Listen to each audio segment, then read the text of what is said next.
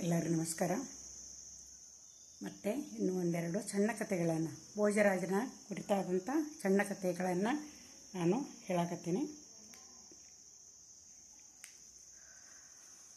ಒಂದು ಸಲ ಏನಾಗ್ತೈತಿ ಅಂದರೆ, ಒಬ್ಬ ಕುಂಬಾರ, ಮಡಿಕೆಯ ಪಾತ್ರೆಗಳನ್ನು ಮಾಡುವಂಥ ಒಬ್ಬ ಕುಂಬಾರನ ಪತ್ನಿ ಆಸ್ಥಾನಕ್ಕೆ ಬರ್ತಾಳೆ. ಆಸ್ಥಾನಕ್ಕೆ ಬಂದು ಆತ ಭೋಜರಾಜನಿಗೆ ಹೇಳ್ತಾಳೆ, ಮಹಾರಾಜ, ನಾವು ಕುಂಬಾರದೇವಿ, ಮಣ್ಣಿನ ಪಾತ್ರೆಗಳನ್ನು ನಾವು ಮಾಡ್ತೀವಿ. ಆ ಪಾತ್ರೆಗಳನ್ನು ತಯಾರು ಮಾಡುವುದಕ್ಕಾಗಿ ನಾವು ಹೊಲದಲ್ಲಿ ಮಣ್ಣನ್ನು ಅಗಿಬೇಕಾದ್ರೆ ಈ ರತ್ನಗಳನ್ನು ತುಂಬಿರುವಂಥ ಒಂದು ಕೊಡ ಇದ್ದದ್ದು ನಮ್ಗೆ ಸಿಕ್ತು. ಅದಕ್ಕೆ ಆ ಕೊಡವನ್ನು ಮನೆಯೊಳಗನ ನಾನು ಇಟ್ಟು ಬಂದೀನಿ. ನನ್ನ ಗಂಡ ಹೇಳ್ದ, ಈ ವಿಷಯವನ್ನು ಮಹಾರಾಜರಿಗೆ ನೀನು ಹೇಳು. ಆನಂತರ ನಾ ಆ ಕೊಡವನ್ನು ಆಸ್ಥಾನಕ್ಕೆ ತೊಗೊಂಬರ್ತೀನಿ ಅಂತ ಹೇಳ್ದ. ಅದಕ್ಕೆ ಈ ವಿಷಯವನ್ನು ತಮ್ಮೊಂದಿಗೆ ಹೇಳುವುದಕ್ಕಾಗಿ ನಾನು ಬಂದೇನೆ ಅಂತ ಹೇಳ್ತಾಳೆ. ಅವು ಮಹಾರಾಜನಿಗೆ, ಭೋಜರಾಜನಿಗೆ ಅವರ ಒಂದು ಪ್ರಾಮಾಣಿಕತೆಯನ್ನು ಕಂಡು ಭಾಳ ಸಂತೋಷ ಅನ್ನಿಸ್ತಿತ್ತು. ಆವಾಗ ಆತ ಹೇಳ್ತಾನೆ, ಆಯಿತು, ಆ ಒಂದು ಕೊಡವನ್ನು ನೀವು ತೊಗೊಂಡ್ಬರ್ರಿ ಅಂತ ಹೇಳ್ತಾನೆ. ಹೇಳಿದ ಕೂಡಲೇ ಆ ಕುಂಬಾರ ಇದ್ದಾವ ಆ ರತ್ನಗಳು ತುಂಬಿರುವಂಥ ಒಂದು ಕೊಡವನ್ನು ಆಸ್ಥಾನಕ್ಕೆ ತೊಗೊಂಡ್ಬರ್ತಾನೆ, ರಾಜನ ಮುಂದೆ ಇಡ್ತಾನೆ. ಇಟ್ಟು ಕೂಡಲೇ ರಾಜ ಏನು ಮಾಡ್ತಾನಂದ್ರೆ, ಅದರ ಬಾಯನ್ನು ತೆಗಿತಾನೆ. ಒಳಗಡೆ ಮಿರುಗುವಂತಹ ಅಪೂರ್ವ ಕಾಂತಿಯುಳ್ಳಂಥ ಅನೇಕ ರತ್ನಗಳಿಂದ ತುಂಬಿರ್ತಿತ್ತು ಕೊಡ. ಕೊಟ್ಟ ಕೂಡಲೇ ಆ ರೀತಿ ನೋಡಿದ ಕೂಡಲೇ ರಾಜನಿಗೆ, ಆಮೇಲೆ ಆ ಕುಂಬಾರನನ್ನು ಕೇಳ್ತಾನೆ, ಈ ರತ್ನಗಳು ನಿನಗೆ ಹೆಂಗೆ ಅನ್ಸಾಕತ್ತಾವು ಅಂತ ಕೇಳ್ತಾನೆ.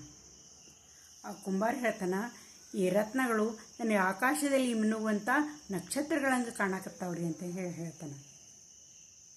ಆವಾಗ ಭೋಜರಾಜ ಕೇಳ್ತಾನೆ, ನಕ್ಷತ್ರಗಳಂಗೆ ಕಾಣಕತ್ತಾವು ಅಂತಂದಮೇಲೆ ಅವು ಭೂಮಿಗೆ ಯಾಕೆ ಬಂದಾವು ಅಂತ ಕೇಳ್ತಾನೆ. ಅವಾಗ ಕುಂಬಾರ ಇಷ್ಟು ಸೊಗಸಾದಂಥ ಉತ್ತರವನ್ನು ಕೊಡ್ತಾನೆ, ಆಕಾಶದಲ್ಲಿರುವಂಥ ಚಂದ್ರ ಭೂಮಿಗೆ ಬಂದಾನ ಅಂತಂದಮೇಲೆ ನಕ್ಷತ್ರಗಳಿಗೆ ಅಲ್ಲೇನು ಕೆಲಸ ಐತೆ ಅಂತ ಹೇಳ್ತಾನೆ. ಅಂದ್ರೆ ಭೋಜರಾಜನನ್ನು ಚಂದ್ರನೇ ಹೋಲಿಸ್ತಾನೆ ಕುಂಬಾರ. ಇಷ್ಟು ಒಂದು ಸಾಮಾನ್ಯ ಕುಂಬಾರನಂಥವರು, ಈ ಒಂದು ದನಗಾಹಿಗಳು ಕೂಡ ಆ ಕಾಲದೊಳಗೆ ಅಷ್ಟೊಂದು ಪಂಡಿತರಾಗಿದ್ದರು, ಜ್ಞಾನವಂತರಾಗಿದ್ದರು ಅನ್ನೋದಕ್ಕೆ ಇದು ಉದಾಹರಣೆ. ಇವು ಭೋಜರಾಜನಿಗೆ ಬಹಳ ಸಂತೋಷ ಆಗ್ತೈತಿ. ಆತನ ಪ್ರಾಮಾಣಿಕತೆಯನ್ನು ಮೆಚ್ಚುತ್ತಾನೆ, ಆತನ ಬುದ್ಧಿವಂತಿಕೆಯನ್ನು ಮೆಚ್ಚುತ್ತಾನೆ. ಅಲ್ಲದೆ ಆ ರತ್ನಗಳು ತುಂಬಿರುವಂಥ ಕೊಡವನ್ನು ಆತನಿಗೆ ಕೊಡ್ತಾನೆ, ಬಹುಮಾನವಾಗಿ ಆತನಿಗೆ ಕೊಟ್ಟು ಅವನನ್ನು ಕಳಿಸಿಕೊಡ್ತಾನೆ. ದೊಡ್ಡ ಔದಾರ್ಯವಂತ ಭೋಜರಾಜ. ಮತ್ತೊಂದು ಕತೆ, ಸಣ್ಣ ಕತೆ. ಒಂದು ಸಲ ಏನಾಗ್ತೈತಿ ಅಂದ್ರೆ, ಭೋಜರಾಜ ಮಾರುವೇಷದೊಳಗೆ ನಗರ ಸಂಚಾರವನ್ನು ಮಾಡ್ತಾ ಇರ್ತಾನೆ. ಮಾಡ್ತಾ ತನ್ನ ಜನರ ಕುಂದುಕೊರತೆಗಳನ್ನು, ಅವ್ರಿಗೇನಾದರೂ ಕಷ್ಟಗಳಿದ್ರೆ ಅವುಗಳನ್ನು ಪರಿಹಾರ ಮಾಡ್ತಾ ಇರ್ತಾನೆ. ಒಂದು ಸಲ ಆತ ಬರಬೇಕಾದ್ರೆ ಏನಂತಂದ್ರೆ, ಒಬ್ಬ ಸಾಧು ಇದ್ದಾವ ಭೇಟಿಯಾಗ್ತಾನ ಮಹಾರಾಜನಿಗೆ. ಸಾಧು ಭೇಟಿಯಾಗ್ತಾನ. ಆ ಸಾಧುವಿನ ಕೈಯಲ್ಲಿ ಒಂದು ಚರ್ಮದ ಕಮಂಡಲ ಇದ್ದದಿರ್ತೈತಿ. ಅದನ್ನು ನೋಡಿದಂಥ ಭೋಜರಾಜ ಕೇಳ್ತಾನೆ, ನೀನು ಬ್ರಾಹ್ಮಣ ಹೌದೋ ಅಲ್ಲೋ ಅಂತ ಕೇಳ್ತಾನೆ. ಹೌದು ಅಂತ ನಾವು ತಪಸ್ವಿ.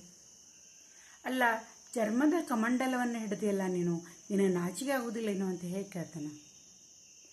ಆವಾಗ ಆ ಸಾಧು ಉತ್ತರವನ್ನು ಹೇಳ್ತಾನೆ, ಏನು ಮಾಡಲಿ, ನಮ್ಮ ಈ ರಾಜ್ಯದೊಳಗೆ ಕಬ್ಬಿಣ ಮತ್ತು ತಾಮ್ರಗಳು ಎಲ್ಲಿ ಸಿಗಾಕತ್ತಾವು, ನಿನಗೆ ಗೊತ್ತಿಲ್ಲನೇ ಈ ವಿಷಯ, ಎಲ್ಲದವು ತಾಮ್ರ ಮತ್ತು ಕಬ್ಬಿಣ ಅಂತಂದು ಕೂಡಲೇ ಭೋಜರಾಜನಿಗೆ ಆಶ್ಚರ್ಯಕ್ಕೈತಿ, ಹಿಂಗ್ಯಾಕೆ ನೀವು ಹೇಳಕತ್ತಾನ ಅಂತೇಳಿ. ಯಾಕೆ ಈ ರಾಜ್ಯದಲ್ಲಿ ಅವುಗಳಿಗೆ ಏನು ಕೊರತೆ ಆಗೈತಿ ಅಂತ ಕೇಳ್ತಾನೆ. ಸಾಧು ಹೇಳ್ತಾನೆ, ಶತ್ರುಗಳನ್ನು ಬಂಧಿಸುವುದಕ್ಕಾಗಿ ಮಹಾರಾಜರು ಕಬ್ಬಿಣದ ಸಂಕೋಲೆಗಳನ್ನು ತಯಾರು ಮಾಡಕತ್ತಾರ, ಹಿಂಗಾಗಿ ಕಬ್ಬಿಣ ಇದ್ದದ್ದು ಸಿಗಬಲ್ಲಾಗೈತಿ. ದಾನಗಳನ್ನು ಕೊಡುವುದಕ್ಕಾಗಿ ಈ ತಾಮ್ರದ ಪಾತ್ರೆಗಳನ್ನು ತಯಾರು ಮಾಡಿಸಿಡಾಕತ್ತಾರ, ಹಿಂಗಾಗಿ ತಾಮ್ರ ಸಿಗುವುದು ಕೂಡ ದುರ್ಬಲವಾಗಕತ್ತೈತಿ ಅಂತ ಹೇಳ್ತಾನೆ. ಅಂದ್ರೆ ಆ ಸಾಧು ಈ ವೇಷಧಾರಿಯಾದಂಥ ಭೋಜರಾಜನನ್ನು ಗುರುತಿಡ್ದಿರ್ತಾನೆ.